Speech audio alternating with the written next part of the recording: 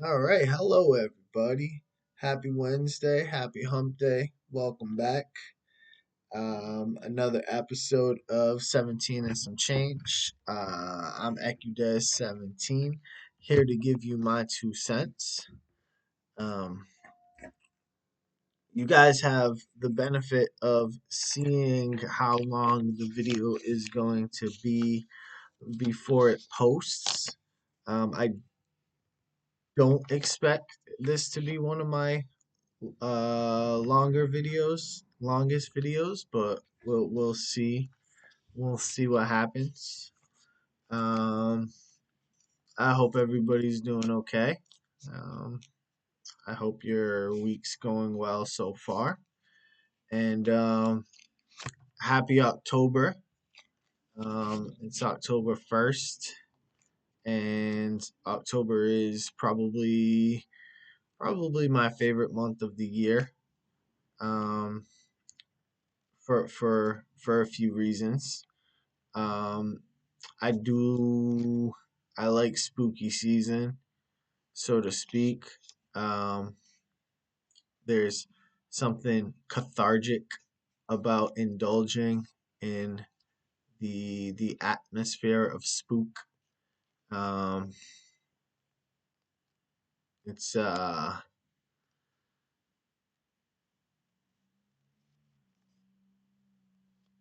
what do you call it? Um,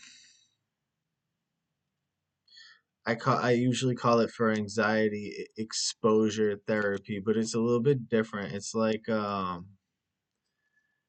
with horror movies.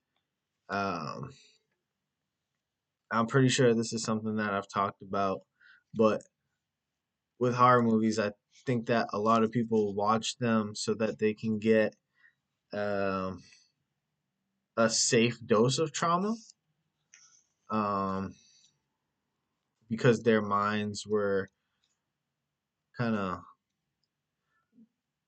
in a lot of cases, because they come from tumultuous uh, backgrounds and their mind is used to chaos and being scared and stuff like that. So they find horror atmospheres and movies and scenes to be, like I said, cathartic in in being able to experience those things in like a safe dose.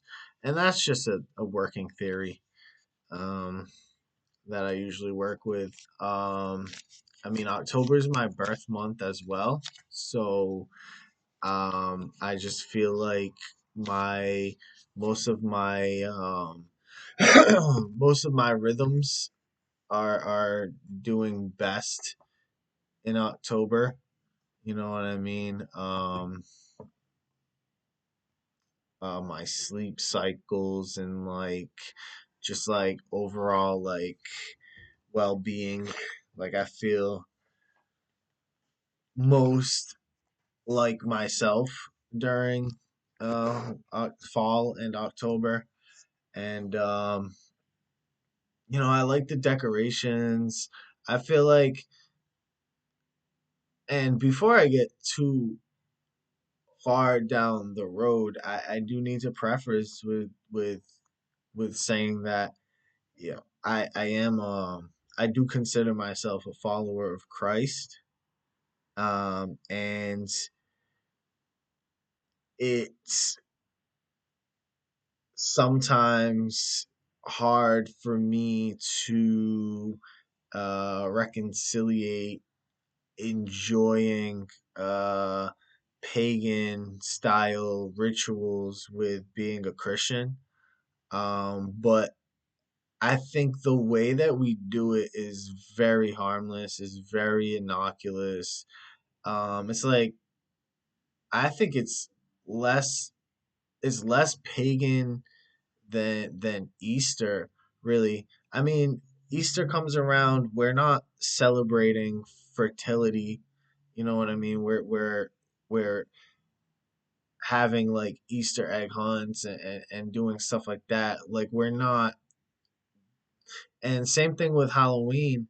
We're not burning people at the stake. We're not like doing like we're not worshiping any gods and like doing doing like dances around fires and calling out to like deities or like anything like that. It's just tough. It's like, yeah, because you're celebrating like fear, you know what I mean, and you're celebrating like gore and stuff like that. But I think we do it in such a in like a commercialized way in the States, like in the West.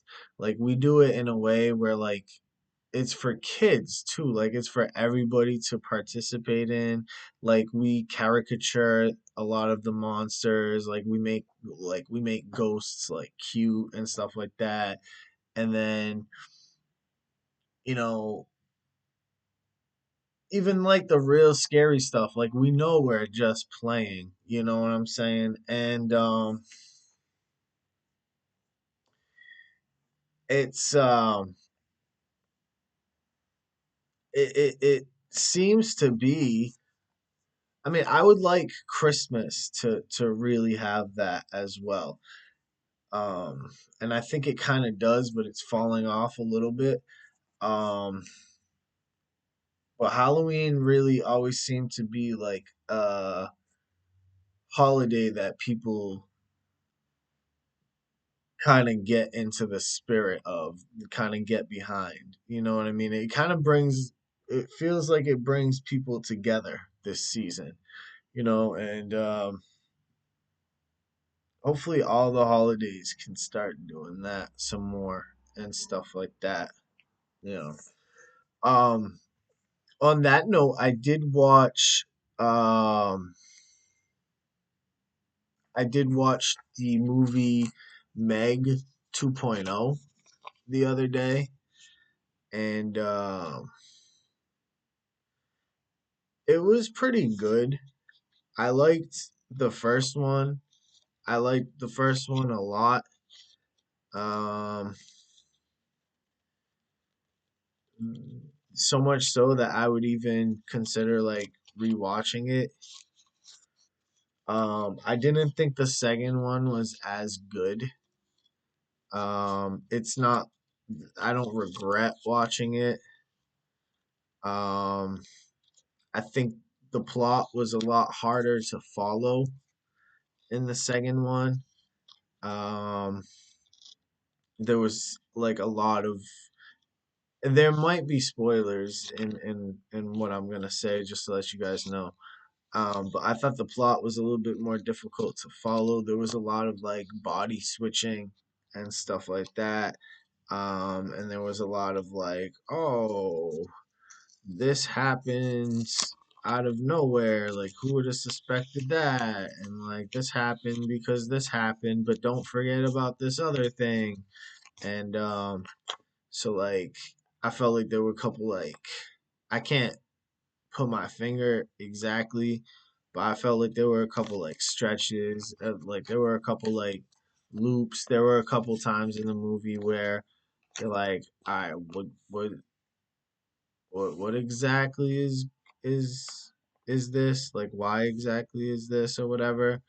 Um, but it was still coherent, like it was still cohesive. It wasn't a movie that was like completely all over the place where you would just like never know what was going on. Like it explained itself to a degree, you know.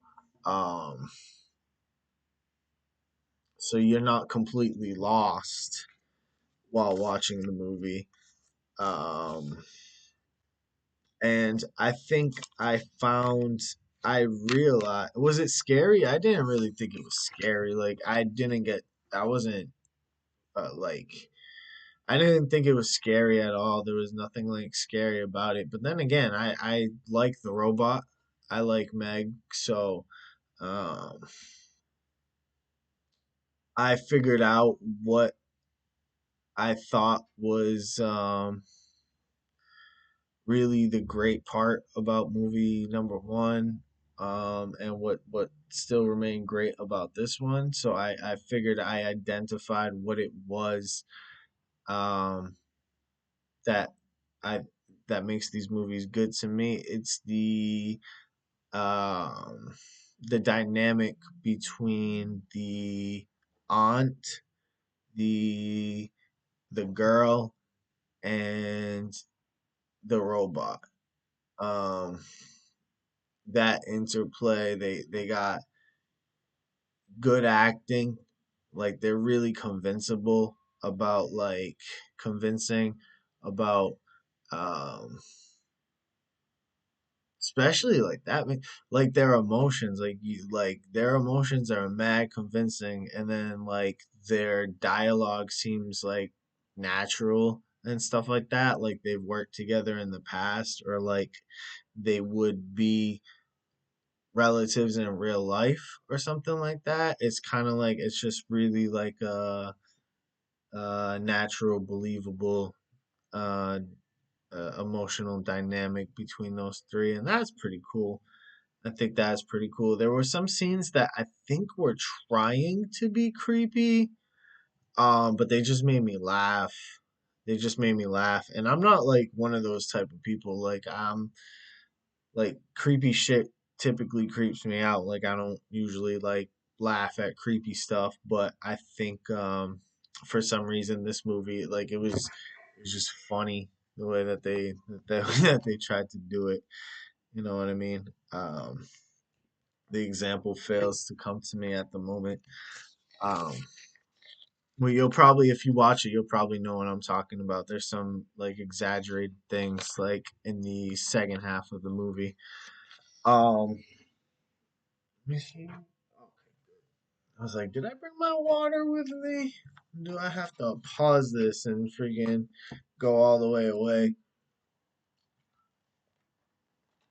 Um, I watched most of the Cowboy game. Yeah, I watched.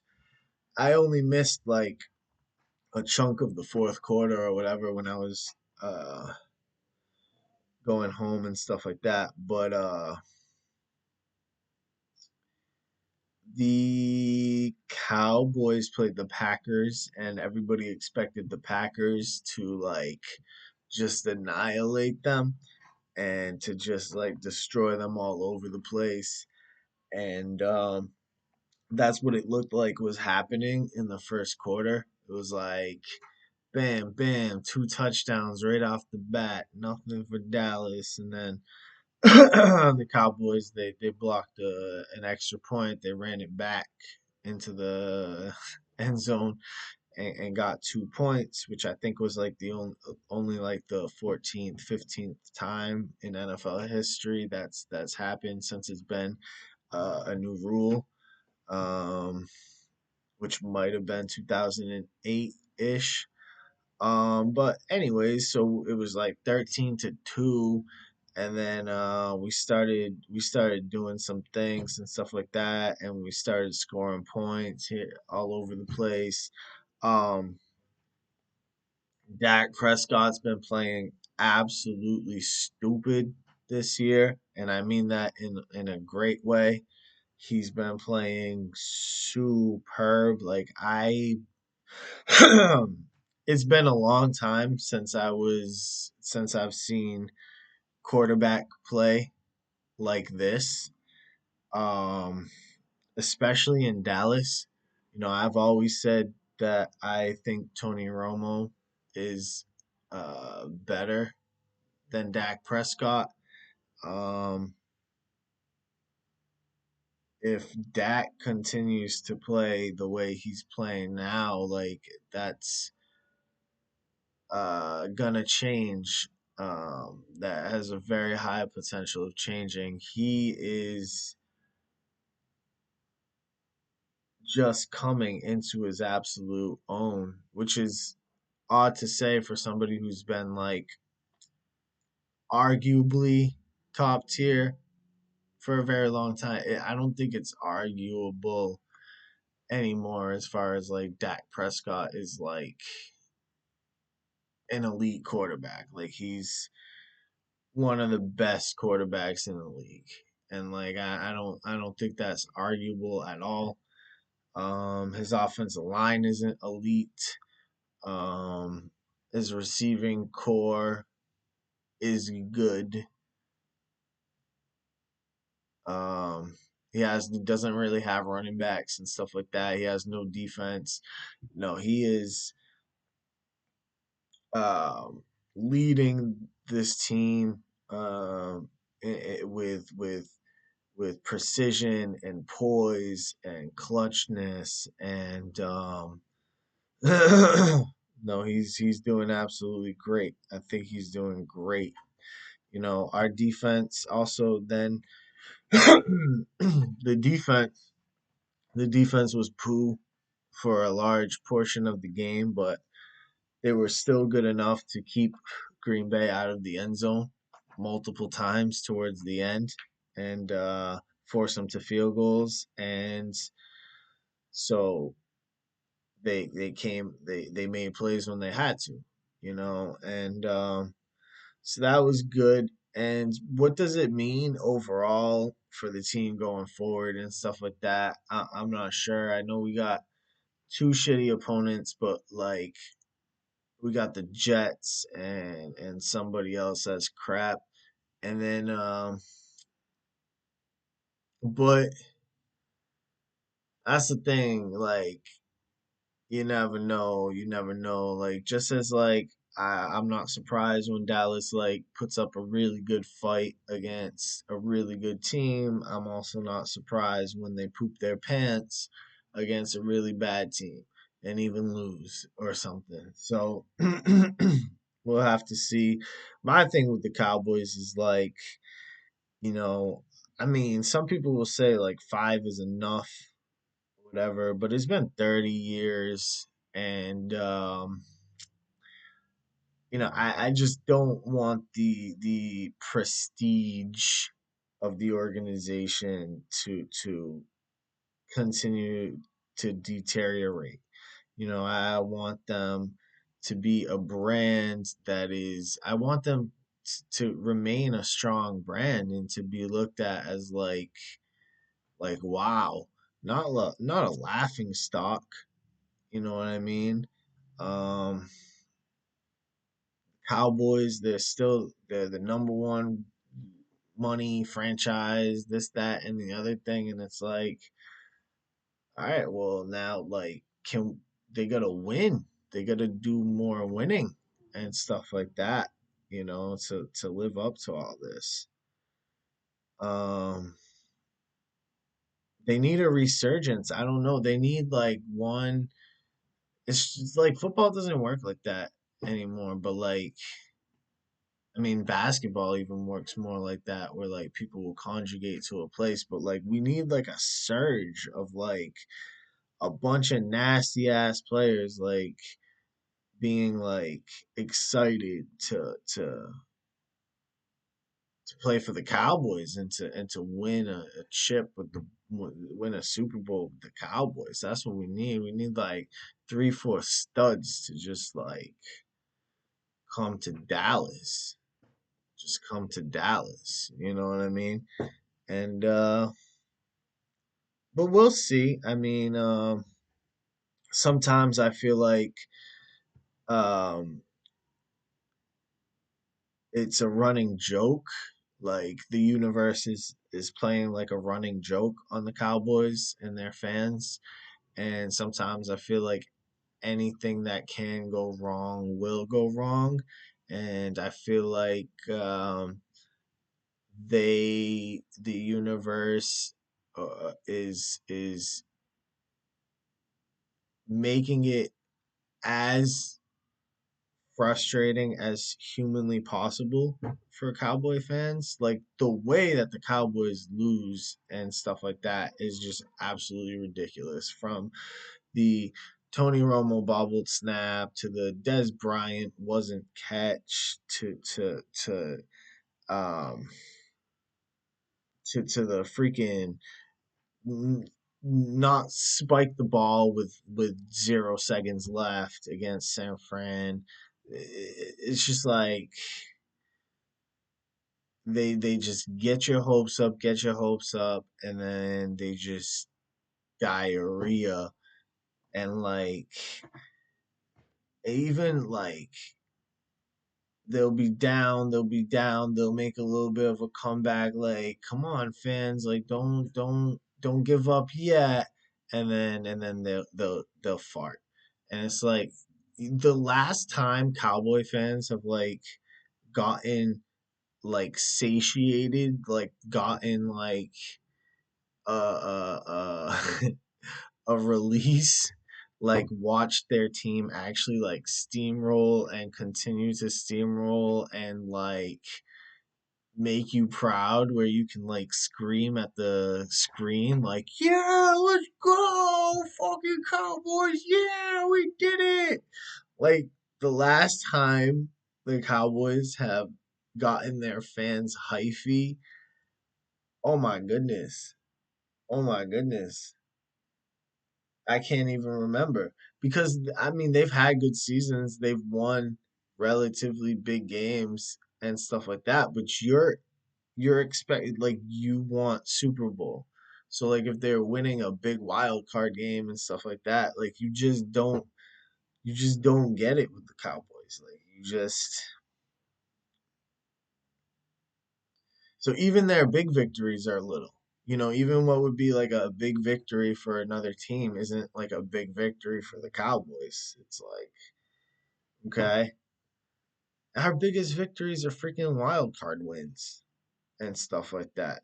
Like we gotta at least get back to the NFC Championship game, you know, or at least make it to a Super Bowl. Do something, Cowboys. Do something. Um, I do want to do a little quick shout out to ibuprofen. I'm very glad that it exists. Um, it gets rid of headaches, and I think that's pretty cool. Um, I got a couple books recently, and this one is called The Originals. These aren't mine. This one's called The Originals by Adam Grant, and How Nonconformists Move the World. And they're saying good things about it on the back of the book. Um, Using remarkable studies and stories spanning business, politics, sports, and entertainment. Um, so I'm gonna read it, and then I'll probably maybe that'll be some content. I think I said I would go over some articles today. That's not gonna happen. Um, I said I might last week. I never said I would definitively. Um,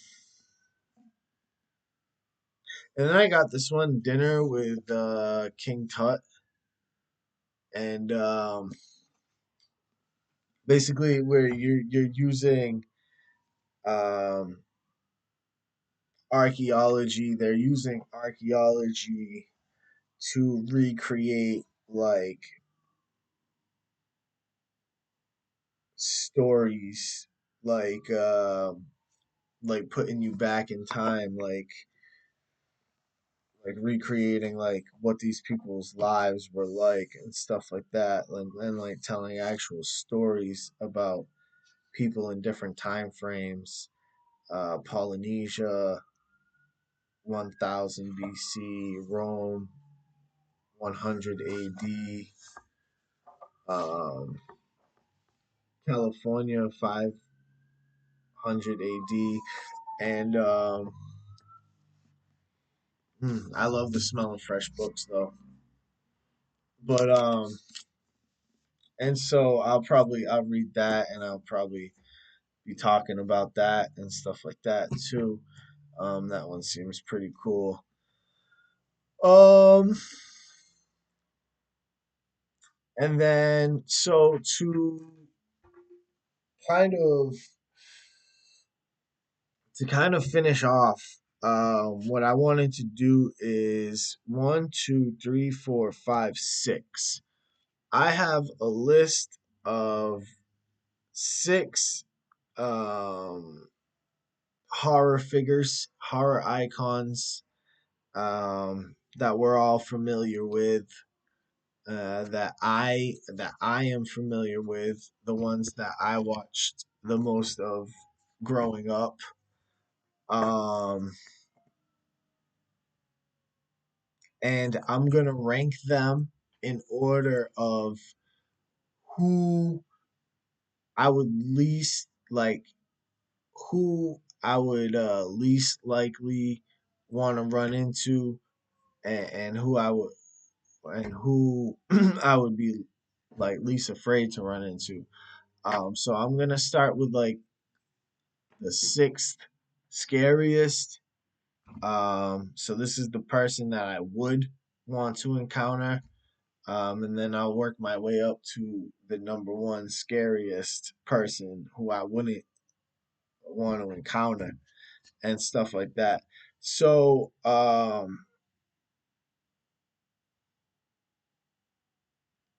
so at number six, so I'll run through the list first. I'll tell you guys like who's on the list first. I put Ghostface, Michael Myers, Leatherface, Chucky, Jason, and Freddy. Okay.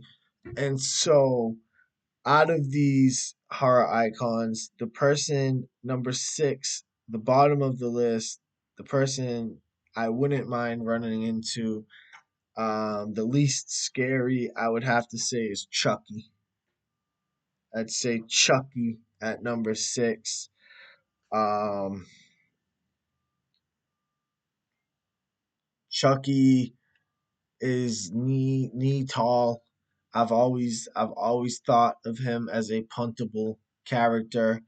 Um, I am a 250-pound grappler, um, and striker. I mean, I something of that stature is just it's just too much of a size advantage. It's too much of a size advantage. Like I could knee it in the face. Um, like I could just keep it at bay with a foot. You know what I mean? And stomp on it, just stomp on it.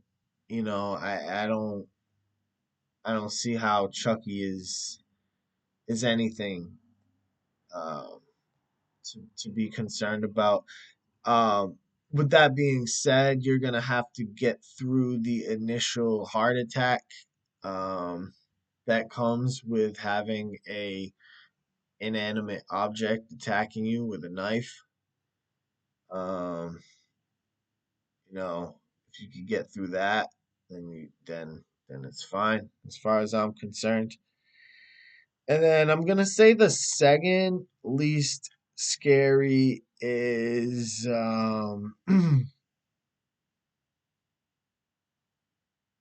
Ghostface. I'm gonna say Ghostface because Ghostface is just a human.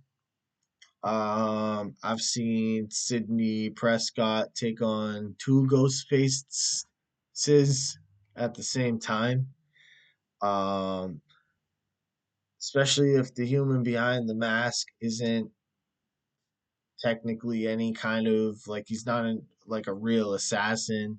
You know, he's just been uh, a stalker killer or whatever.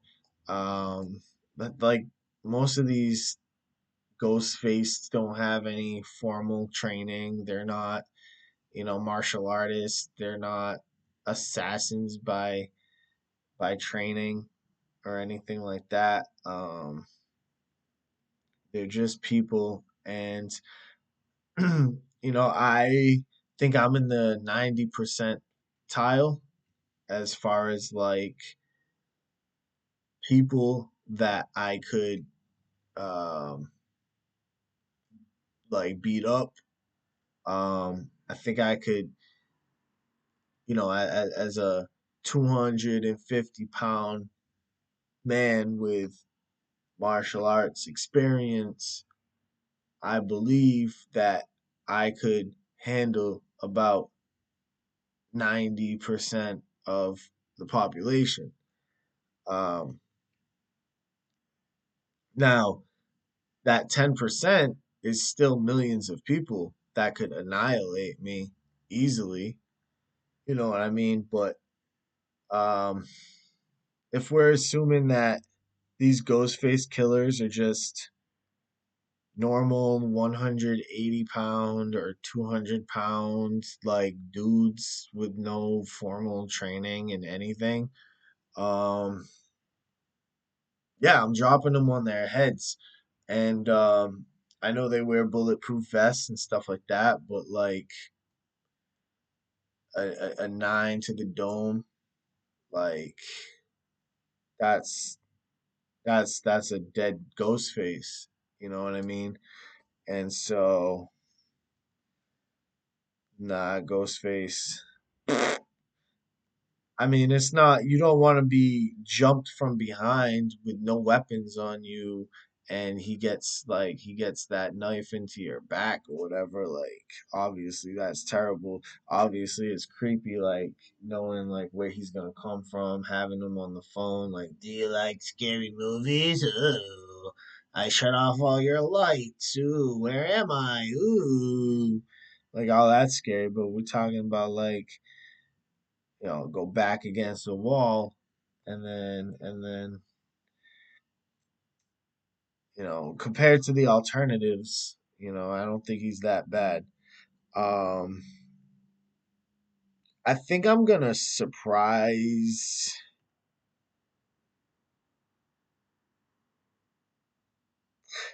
I think I'm gonna surprise people here. You know what I mean? And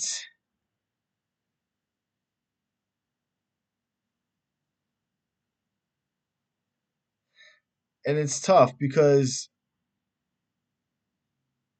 I know Michael Myers is a more formidable foe than Leatherface. I'm gonna put Michael Myers 6'5" in that fourth slot because he's super slow. He walks so slow, and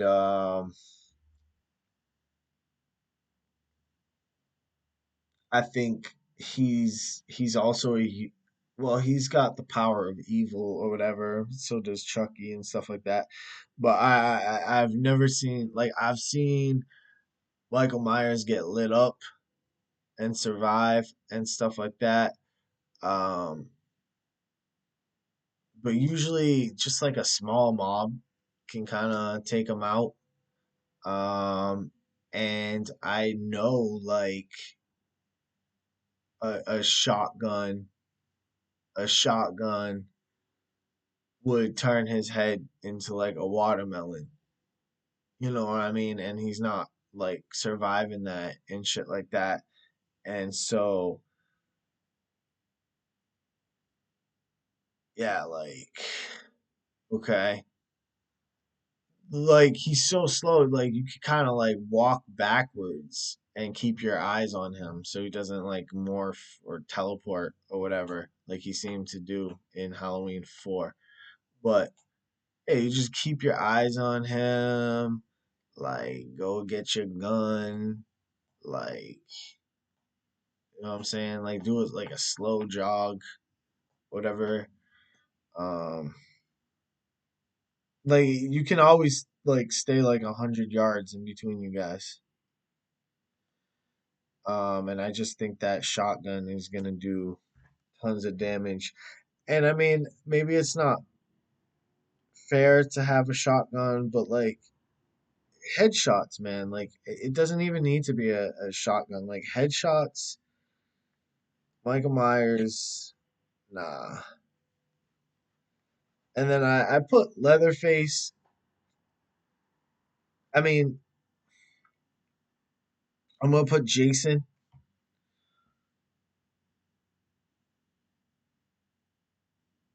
Um, I'll put Jason next. So that's Six, five, four. So then Jason's gonna be in that third least likely, least person that you want to face. Just because he's slow as well, and the same thing applies as far as Michael Myers. He's just kind of like a Michael Myers with a longer sword, a longer weapon. But he's actually a zombie. He's actually dead. He's not a human. Um, this is the first person on this list that's, well, Chucky. Um, but yeah, he's really slow, and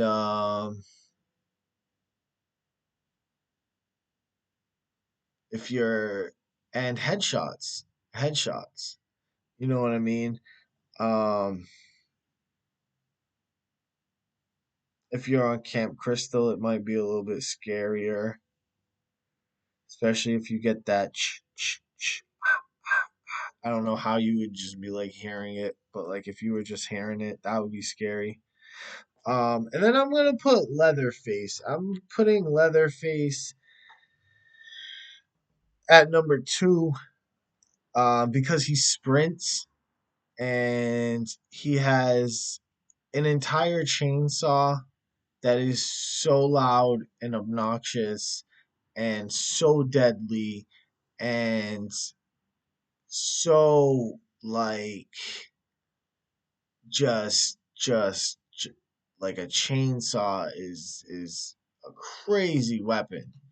Like, that's a crazy weapon. And his erratic movements make him harder to hit with a projectile. And the fact that he's coming at you fast is gonna be like, okay, now you really gotta be on your shit when you're firing at him and stuff like that. Like that's just a whole different challenge. It's just like more adrenaline and stuff like that. Um, and he's got that whole family with him. Like if you end up at in his neck of the woods, you know what I mean? He's just a human, unlike some of these other people. But these other people, like I said, like those guys, the last two, they move like zombies. This dude doesn't move like a zombie. He moves like he's got places to go. He's got some get up to him, and that face is so ugly. That face is creepy as fuck. Um, because it's like other people's faces like sewn together and shit. So yeah, obviously. And then so that leaves, and this was tough. I almost put Leatherface as number one, but Leatherface didn't make number one today. Ask me again in a week. But no, today Freddy Krueger made number one. Why did Freddy Krueger make number one? Well, he is the undead. He's not a human. Um, I don't know how many bullets he could take. I've seen him, survive uh ridiculous things. The thing about him is he's not even a real person. Like he's not just dead. Like he's more spiritual. Like he he's a dream. Like he's a dream. Like he's the controller of the dream world. He's the master of the dream world. And like you go into his world. You go into his world, right? Like if we're talking about fighting him in reality, that's a different story. He's still formidable. He's still agile. He's still got sharp ass fucking glove. Um, but in his world, like he can turn the stairs into pudding. He can make himself the size of the entire skyline. Like he can be in multiple places at the same time. He can fart and kill you. You know what I mean? Like he can do whatever the hell he wants in that universe, in that world. Um, so guns don't matter, karate doesn't matter, like MMA doesn't matter, like you can give Freddy Krueger the hands and he's just gonna laugh at you. You can freaking tear his head off and he's gonna fucking pop up behind you in like another form. Freddy Krueger is he's a dream. He's a dream that can kill you. With that being said,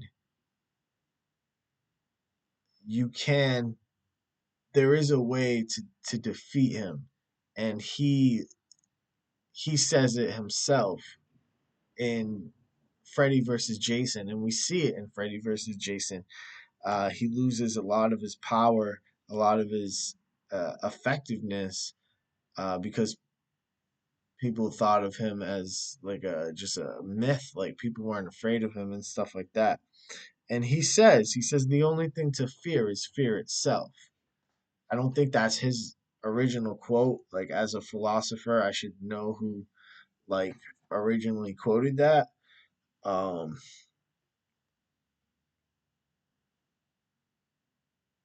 the only thing to fear is fear itself.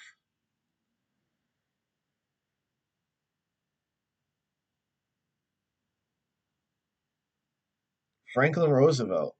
Okay.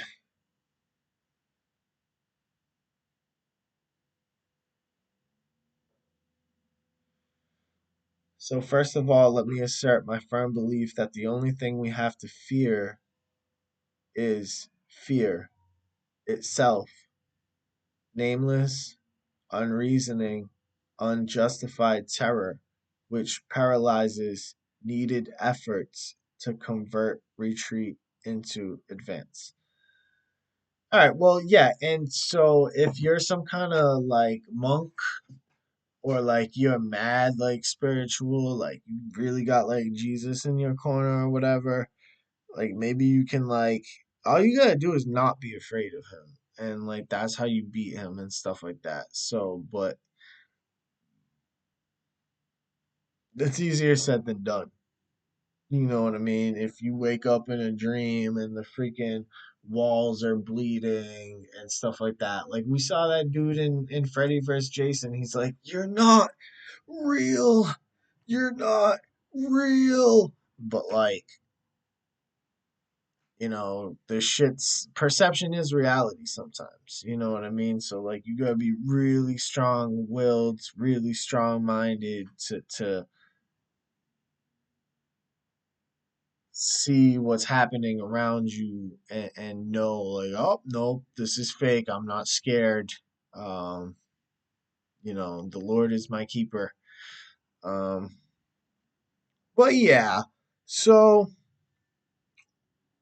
that's the six people and stuff like that. And let me know in the comments your list, like who you guys think is like the most scary, the least scary, and why. Like who you would mind, like who you wouldn't mind fighting, and who you would not want to fight and stuff like that. And let me know if I missed anything and stuff like that. But outside of that, guys,